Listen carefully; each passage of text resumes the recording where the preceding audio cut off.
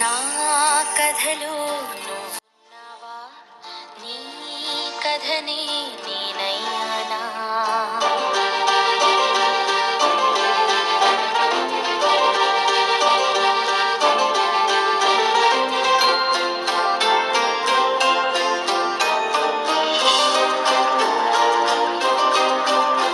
గౌతమ్, నువ్వు చెప్తున్న దానికి చేసిన దానికి అస్సలు సంబంధం లేదు.